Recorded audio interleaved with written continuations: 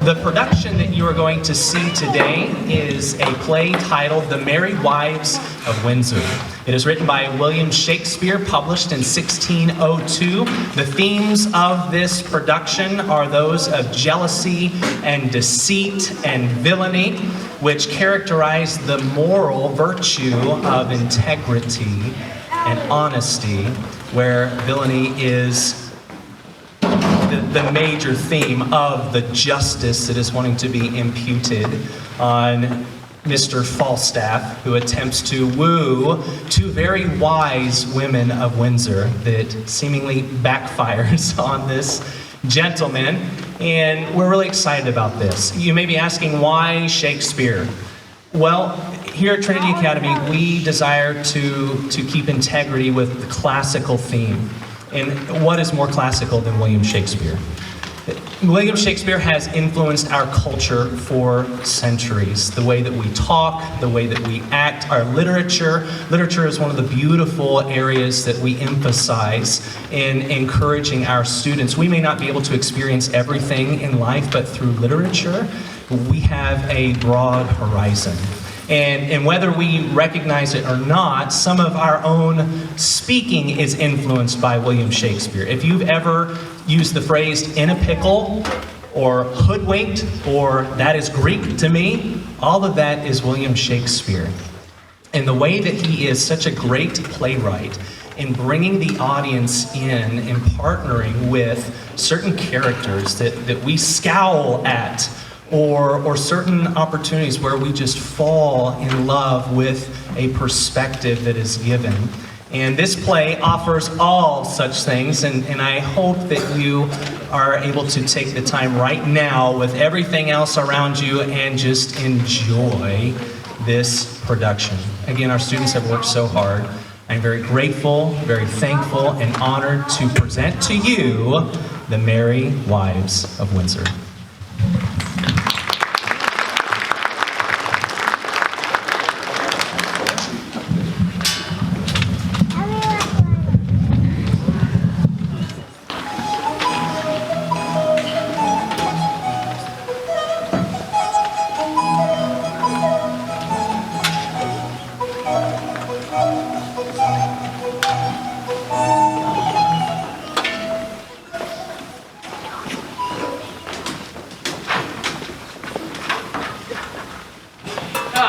Being a part of this town. I ken the weight, he's of substance good. Well, my honest lads, I'll tell you what I'm about. 2 yards more. There are no quips now, pistol. Indeed, I am in the waist 2 yards about, but I'm of no waist. I'm about thrift. Briefly, I plan to entice Ford's wife. I writ me a letter to her, and another to Page's wife, who even now gives me good eyes. Sometimes the beam of her gaze has gilded my foot. Sometimes my portly belly. Then did the sun on Dunghill shine. I thank you for that humor. I'll be teacher to the boat, and they shall be exchequers to me. They will be my East and West Indies, and I'll trade to them both. Go, bear thou these letters to Mrs. Ford and to Mr. Page. We will thrive, lads, we will thrive. Bear you these letters tightly. Vanish like hailstones, go. Try and float away the hoof, seek shelter, pack. Falstaff will learn the humor of the age. But folks' stripe thy guts, for gourd and Fulham holes, and high and low, the jewels, the rich and poor. Tester, all have in pouch them both. I have operations which be humorous of revenge. Wilt thou revenge? By Wilk and Enter Star. With Witter's field. With both the humors, I will discuss the humor of this love to Page. And I will tell Ford how Falstaff, varlet vile, plans to entice his wife, steal his gold, and mock his bed. My humor shall not cool. I will incense Page to deal with poison. I will possess him with the elements. The revolt of mind is dangerous. That is my true humor. Thou art the Mars of malcontent. I second thee. Troop on.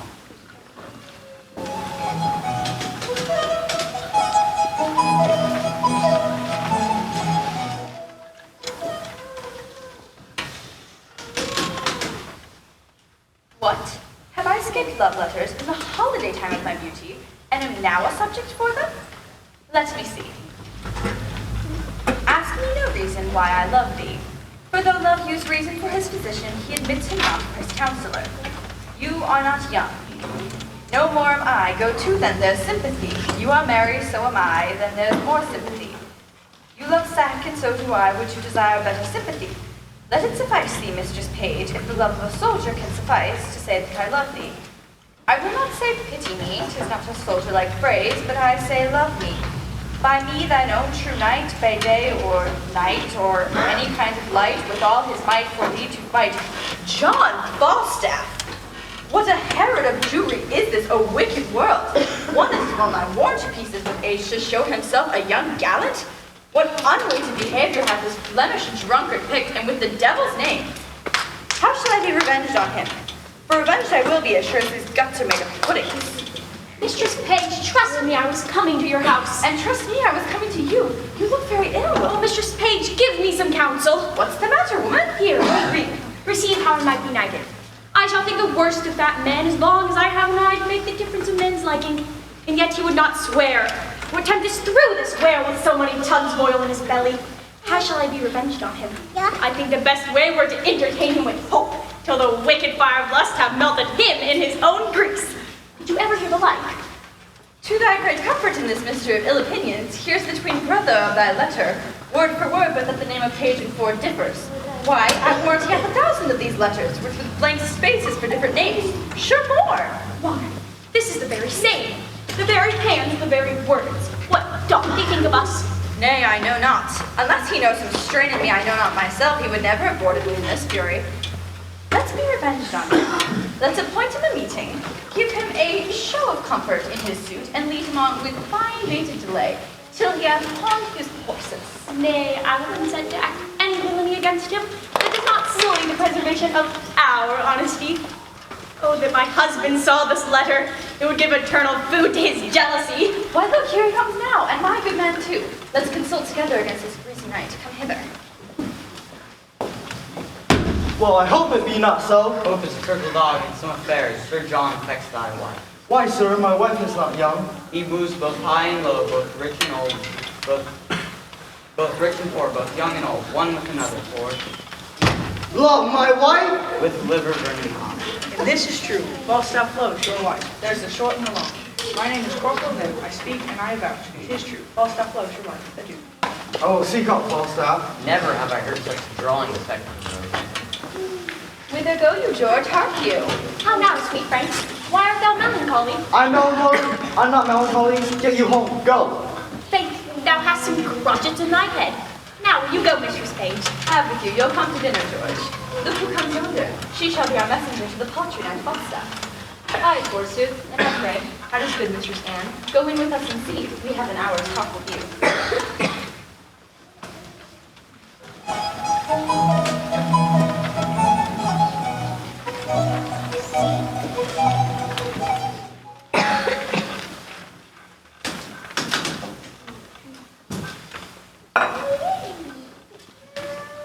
Sir, here's one who would like to speak with you. Let her approach.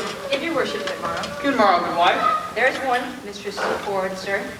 Ah, Mistress Ford, what of her? Mary, this is the short and the long of it. You've brought her into such a cannery as 'tis wonderful. The best courtier of them all could have never come brought her into such a cannery. That there's been knights and lords and gentlemen with their coaches. I warrant you, coach after coach, letter after letter, gift after gift, smelling so sweetly, all musk, and so are some.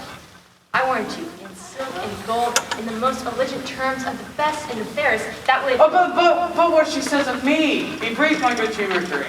Mary, she hath received your letter for which she thanks you 1,000 times, and she gets you to notify that her husband will be absent from his house between 10 and 11. 10 and 11. Aye, forsooth, and then you may come and see the picture, she says, that she walked out. Master Ford will be from home. Alas, the sweet woman needs to fail life. Ah, 10 and 11. Woman, commend me to her. I will not fail her. Why, you say well, but I have another messenger to your worship. Mistress Page hath her hearty commendations to you too. She's as virtuous as simple, modest wife, and one, I tell you, who will not miss you morning nor evening in prayer, as any is in Windsor. And she bade me tell your worship that her husband is seldom from home, but she hopes there will come a time. Surely I think you have charms. La, yes, in truth. Not I assure thee. Setting the attractions of my good parts aside, I have no other charms. But pray, tell me this. Has Ford's wife and Page's wife acquainted each other how they love me? Thou art just indeed. Why, fairly well. Commend me to them both. There's my purse. I am yet to debtor. Boy, go along with the woman.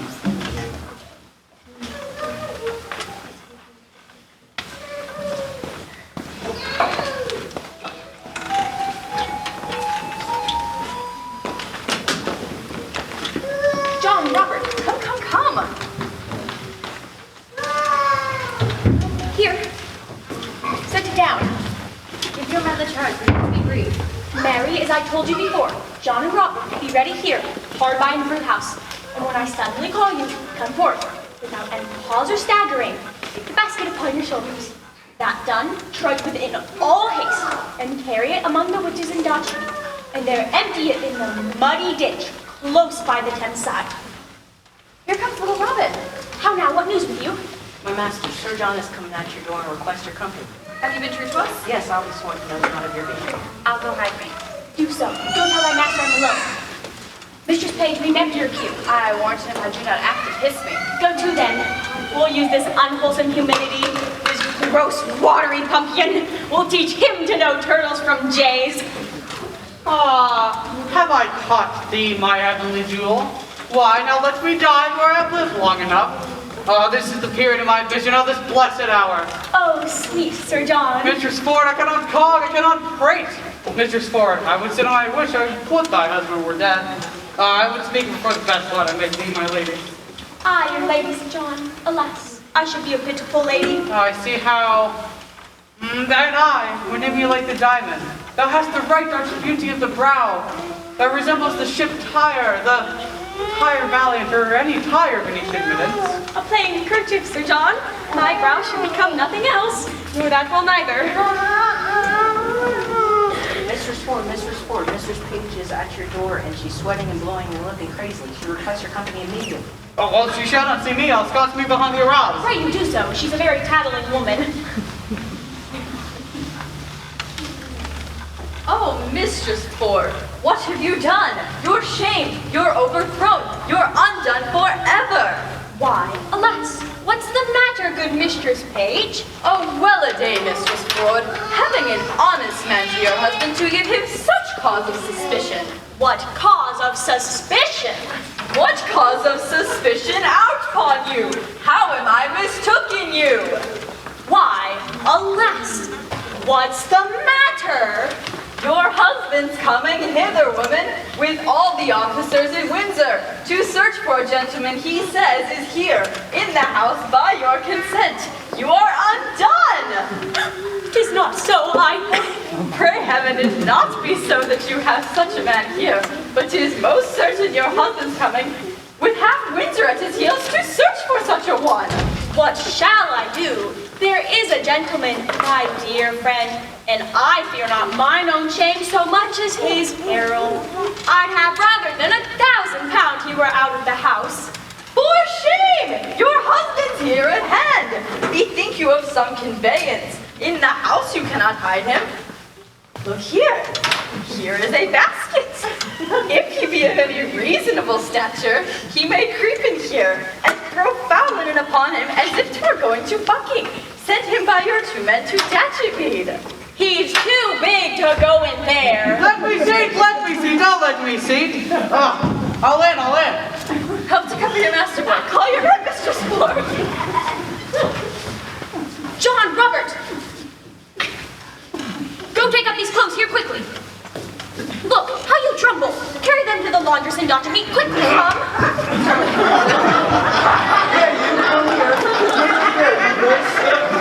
Why, what have you to do with they bear it? You were best meddle with buck washing.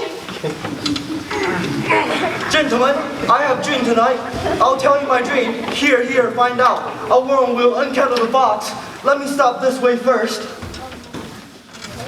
So now, uncage. Good Master Ford, be content. You wrong yourself too much. True, Master Page.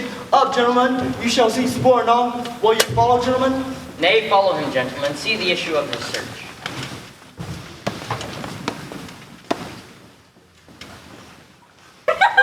Taking your husband in was in when he asked who was in the basket. I know not which pleases me better, deceived her, Sir John.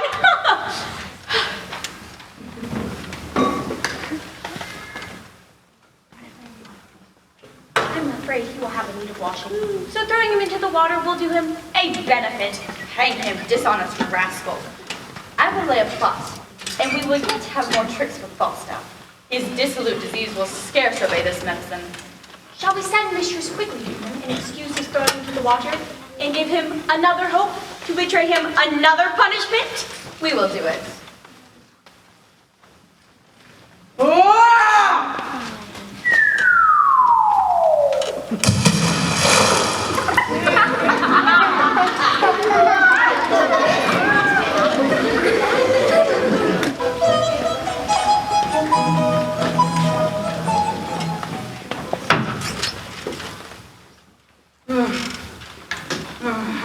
Have I lived to be carried in a basket like a barrel of butcher's offal and be thrown in the Thames? And knowing by my size and I have an alacrity in sinking. Here's Mistress Quickly, sir, to speak. Call her in. By your leave, I cry you mercy. Give your worship tomorrow. Take away these chalices. Go brew me a pot of sack finally. Mary, sir, I come to your worship from Mistress Ford. Mistress Ford! I've had enough Ford! I was thrown into the fjord! My belly is full of fjord! Well, she laments for it, sir, that it would yearn your heart to see it. Her husband goes this morning at burning. She desires once more to come to her between 8 and 9. I must carry her away quickly. She'll make you amends, I warn you. Well, I will visit her. Tell her so and bid her think what a man is and consider his frailty. I will tell her.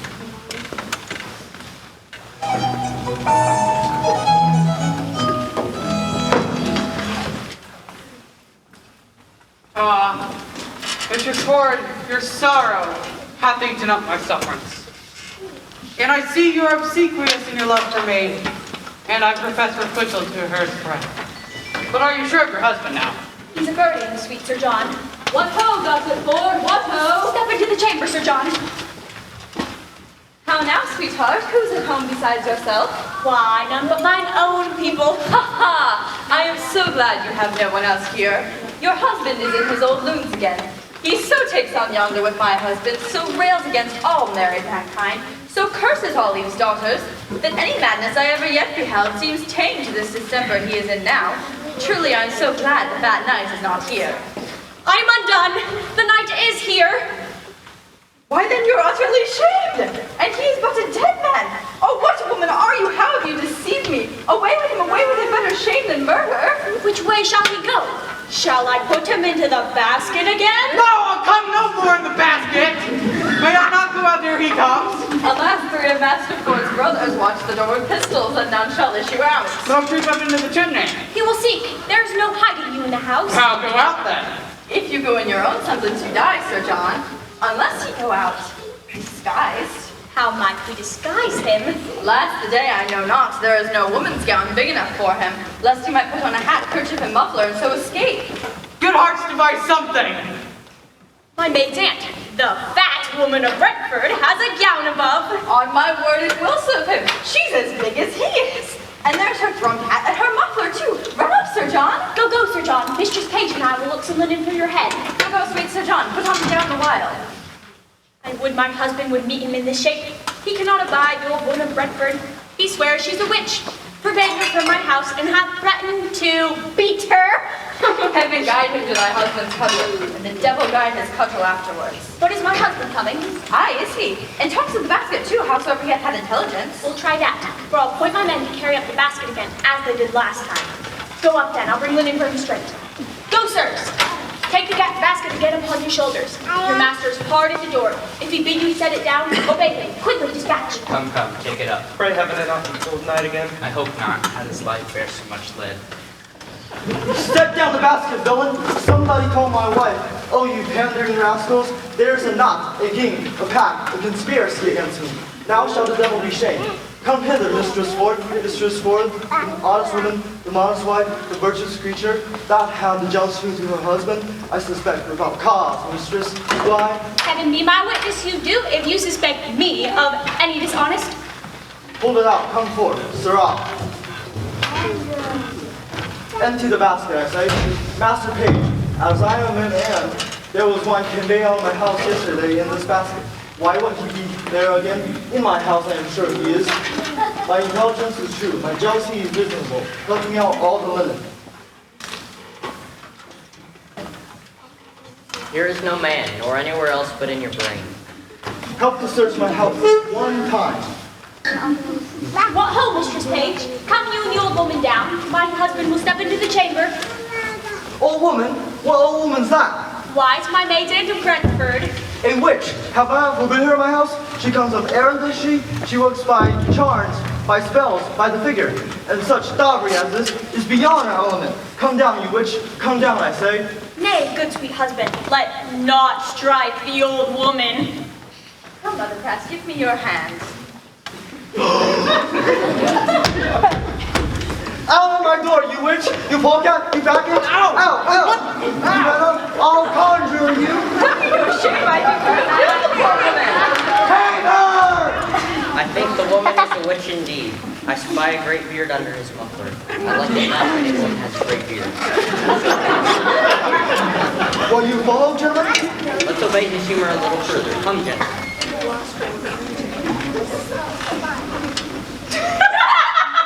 Trust me, he beat him most pitifully. What think you? Shall we tell our husbands how we have served him? Yes, by all means. Our words now have him publicly shamed.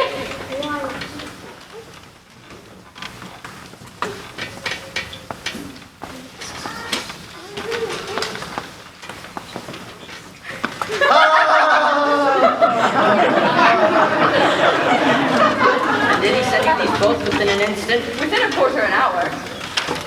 Pardon me, wife. You would know well. I rather suspect the sun with cold than thee with wantonness. 'Tis well, 'tis well. But let our plot go forward. Let our wives yet once again make us public. Appoint a meeting with this old fat fellow where we may take him and publicly disgrace him. There's an old tale goes that Herne the Hunter, sometime a keeper here at Windsor for us, doth all the winter time at still midnight walk round about an oak with great ragged horns. And there he blasts the tree and takes the cattle and shakes the chain in the most hideous and dreadful manner. And what of this? Mary, this is our device. That Falstaff of the oak shall meet with us, inspired him to walk as Herne the Hunter. And let it not be doubted, he'll come. And in this shape, when you have brought him forth, what shall be done with him? What is your plot? Mistress Quickly, Nan Page, my daughter, and a few more of her growth will disguise like fairies. And let them all encircle him about to pinch and poke the unclean knight, and ask why this sacred hour of merry revelry he doth dare to shred and shake profane. Until he tell the truth, let the supposed fairies pinch him sound and burn him with their tapers. The truth being known, we'll all present ourselves, discorn the spirit, and mock him home to Windsor.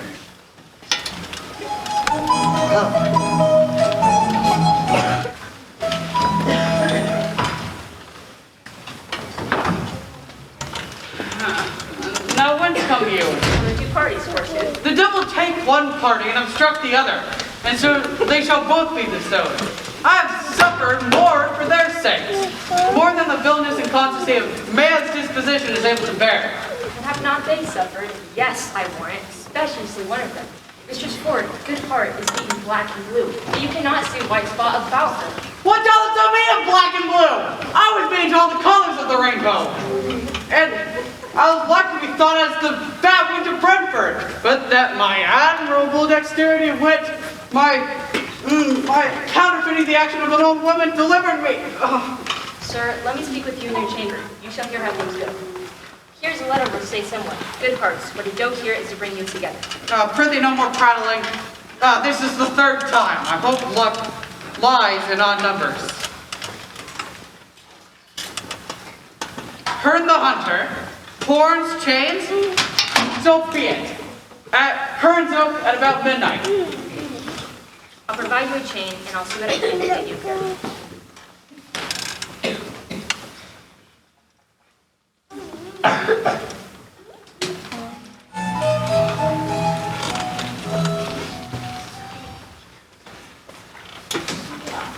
Come, let us crouch in the castle ditch till we see the light of our fairies.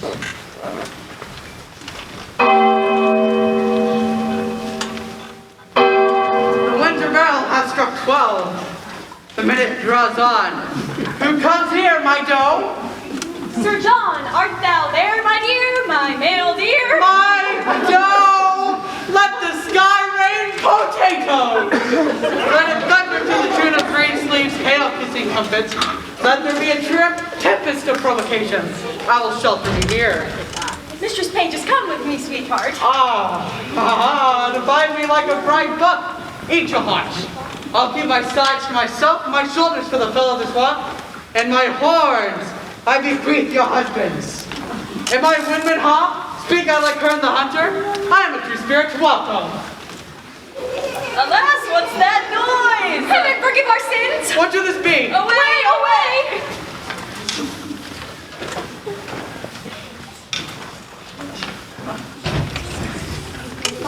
Fairies, black, green, and white. You moonshine lovers of shades of night. Orange and everything sesame. Attend your office in your calling. Make the fairy orders. They are fairies! He that speaks to them shall die. On winking couch, no man that works must die. Smell a man in Middle Earth. Vile worm, thou wouldst overlook even in thy word. Oh no.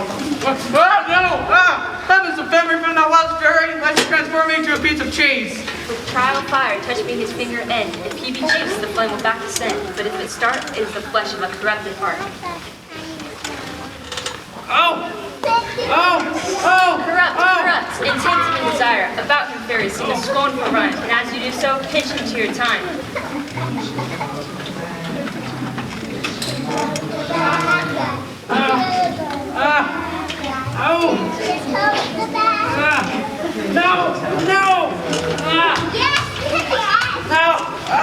Nay, do not fly. I think we have watched you now.